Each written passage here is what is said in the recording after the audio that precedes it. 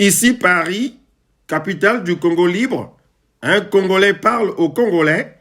Madame, Monsieur, peuple congolais civilisé, bonjour. Nous allons montrer au Ngaya Sassou Denis de quoi nous sommes capables. Nous, les résistants de la diaspora congolaise libre, pensante, fière et forte. Oui, nous l'avons dit à haute et intelligible voix. L'omerta, c'est fini. Nous ne nous tairons plus. Plus jamais. Destin gavé à mon soutien.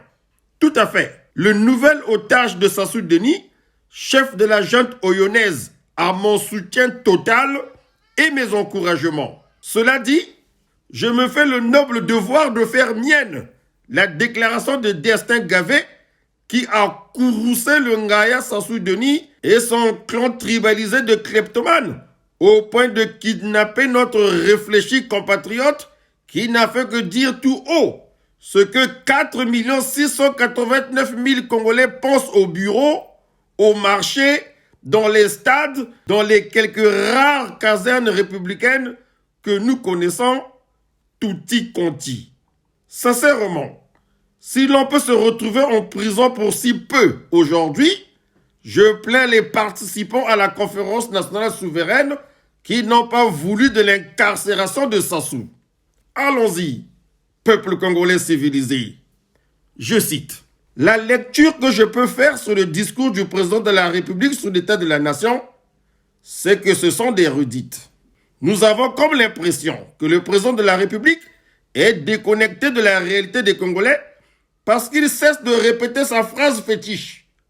Mais nous nous rappelons tous que cette phrase date de 1980.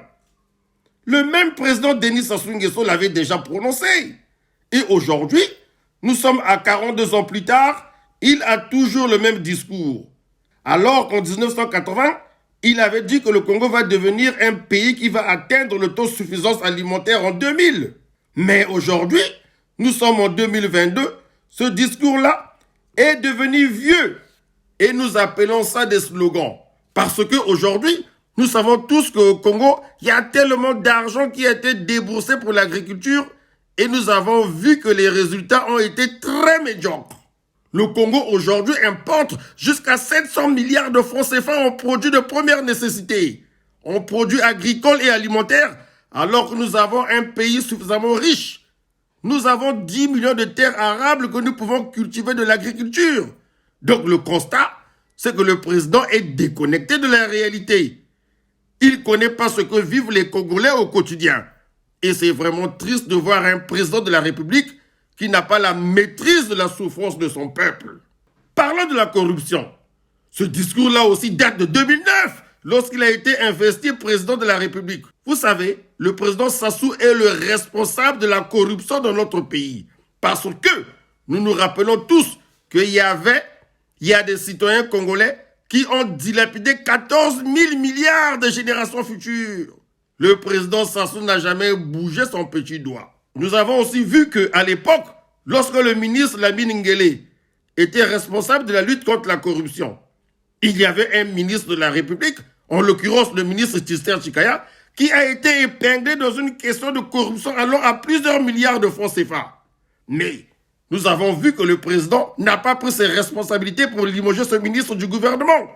C'est plutôt le ministre Lamine Nguele qui a été démis de ses fonctions de responsable de la lutte contre la corruption.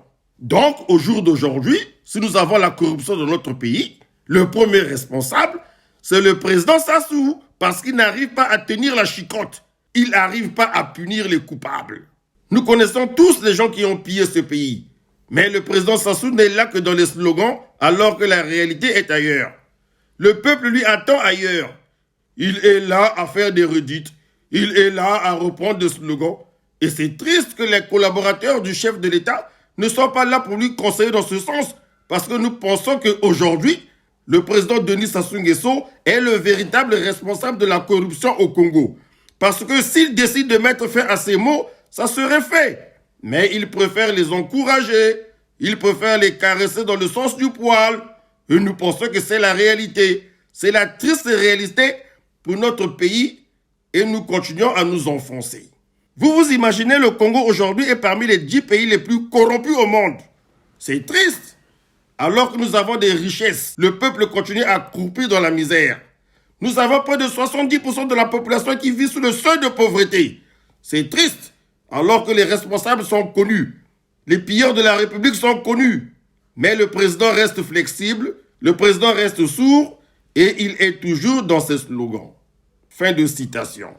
Peuple congolais civilisé, est-ce que quelqu'un de sérieux, de responsable, de mature peut se permettre de prendre en otage un concitoyen qui use de sa liberté d'expression garantie par la Constitution, même si celle de Sassou est beaucoup plus une constitution chiffon? Il n'y a qu'un tricheur, un imposteur, quelqu'un qui ne sait pas pourquoi il est président de la République, qui oserait poser ce genre d'acte. Gavé est en prison parce que Sassou n'a encore rien compris de la fonction de chef de l'État. Écoutez, Congolaises, Congolais, votre gars là, Mathurin, est un voyou. Dégagez-le, bon sang. À très bientôt. Si le peuple me fait confiance, ils auront un président qui redressera ce pays.